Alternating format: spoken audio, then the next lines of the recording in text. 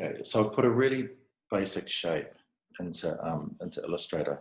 Under the effects, you have distort and transform, and you have something called transform, and that brings up this huge menu. You have to be quite subtle with the changes you make here. I actually did it before, and if your image is too complex, it kind of more or less shut my computer down. It covered the screen with this kind of crazy digital noise, and I had to restart everything. So the simpler the images, the better. So the first thing I'm going to do is I'm going to put in something like 20 copies. I've got my preview on down here, and if I change this, I'm going to do it manually, just something like 104.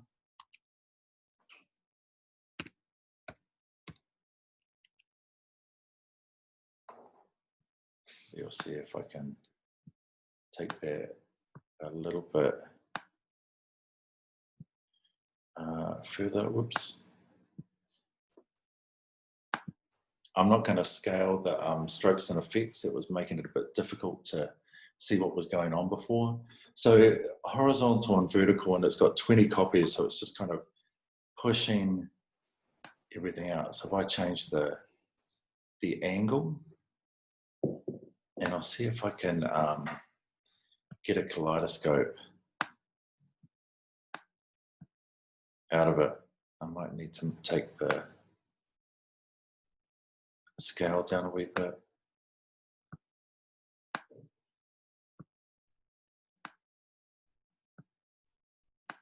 Get this menu out of the way.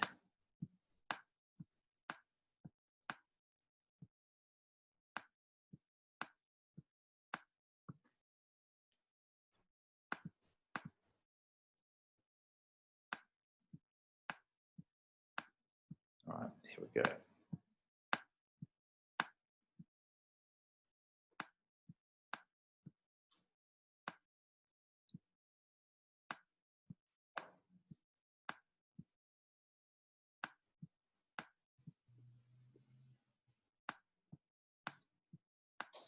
All right, so this is starting to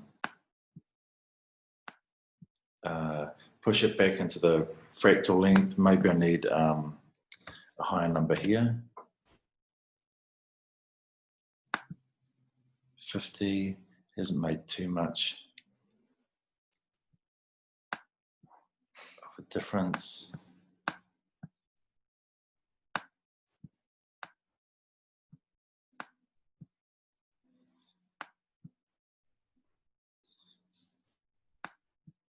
It's working there, but it's not quite pushing it the way that I want it. So look, I'm just going to jump back with this stuff to what it was.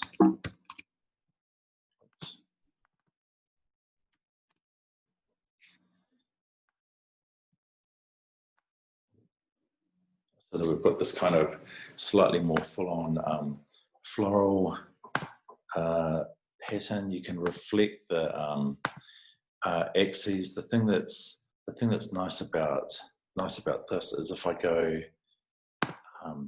OK, that I can get the direct selection tool. I'll click outside for a minute, and I can come in here, and I can mess with the original shape,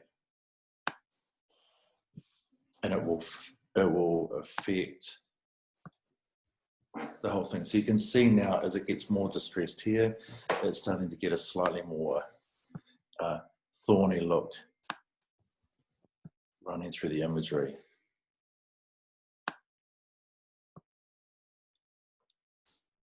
And I'm going to, with this,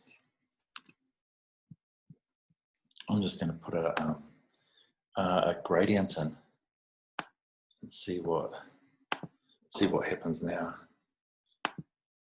Radial gradient. Yeah, I'm not sure if I'm quite so keen on that one.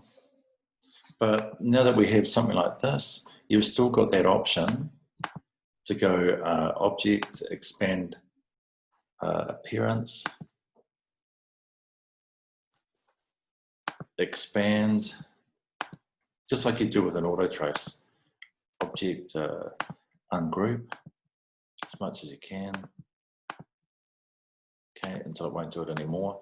And then with these selection tools, you can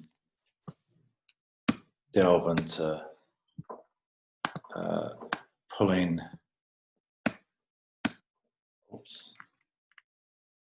areas out and seeing what happens. What happens if I go through an area like that now, and now I come in and change it to a gradient. Okay, it's got the whole thing. I thought it might have just done a portion of it.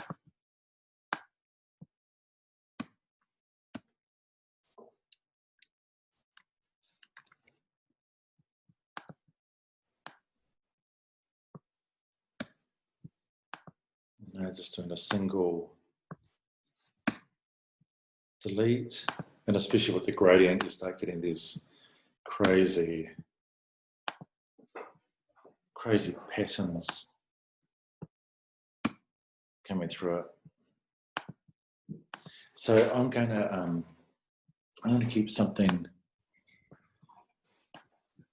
like this, and then I can show you another tool while we're still in Illustrator. I'm going to go here because you can see there's a whole lot of kind of detritus around the edge of this imagery. Might just get rid of that one there because we've used the pattern. I may have actually shown you this tool, but on Illustrator you have another one that's called symbol. Okay, it says it's open at the moment. Oh yeah.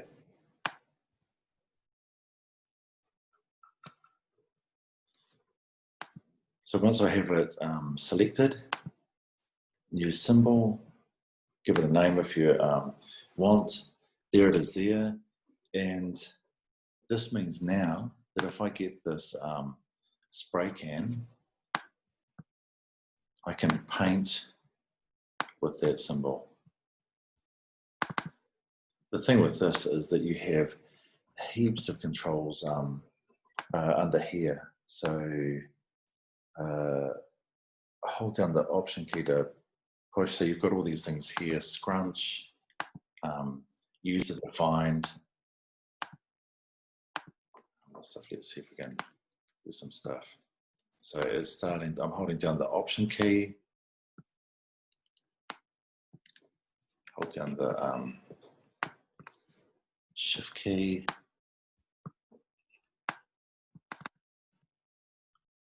And I can just, what's a good one here? So there's a rotation one. Let's try that.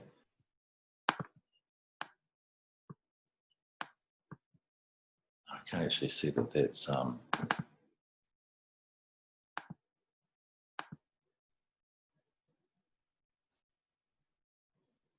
couldn't tell if that was rotating it or not. Symbol, should be one called symbol scruncher.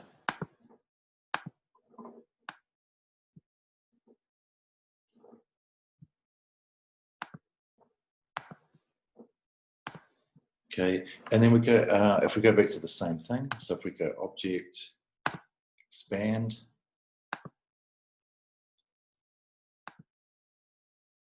and then we go, you can actually see it's broken it down a bit, but if we go Expand again, it breaks it down to all the pattern. The complexity, like all these colors down here, would get a bit much. So I'm going to try and simplify it.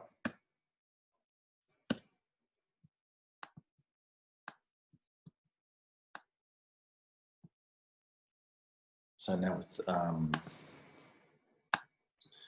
this one, Effect, Distort and Transform. Let's say 105.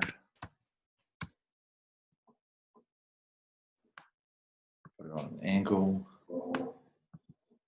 put it on 20 copies. The copies is probably the most important factor, and we've got the scaling turned off. So even with this, you can see that it really starts to get pretty complex. But this, this process that we're used to of going through and deleting out sections can end up giving you something that is pretty interesting. Not sure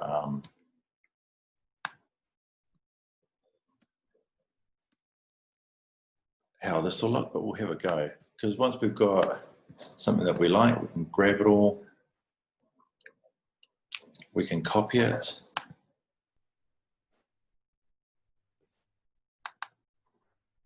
make a new page. As I paste it, it comes in as a smart object. Oh, there we go, smart object.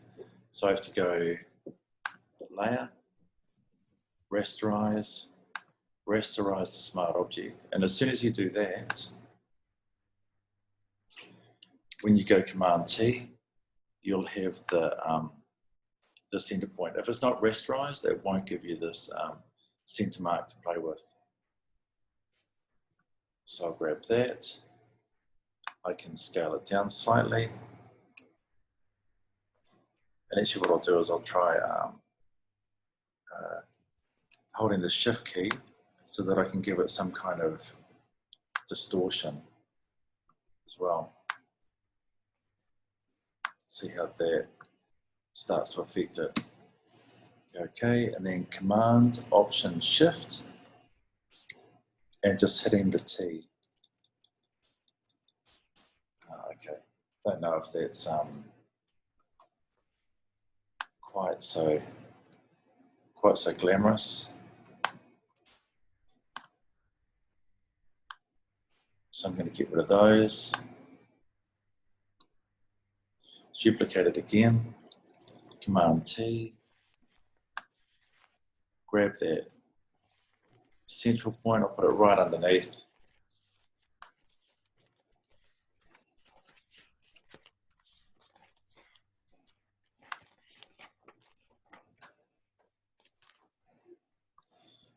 All right, and now we'll see what happens. Command, Option, Shift, T. More or less the same thing. It's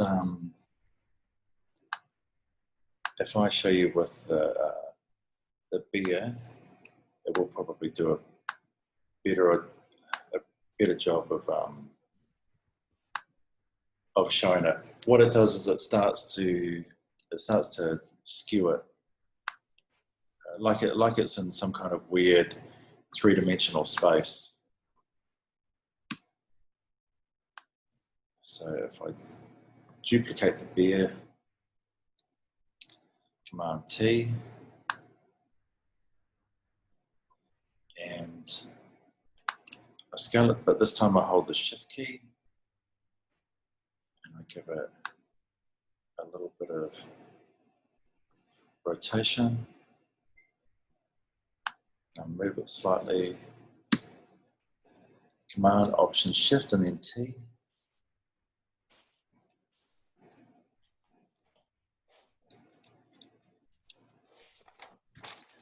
Yeah, if you play around with the angle with free distort, you can get it looking like it's kind of going off on a three-dimensional plane. This one looks like it's just kind of thinning down. But it's easier to see with this than it was with this kind of hairy image here.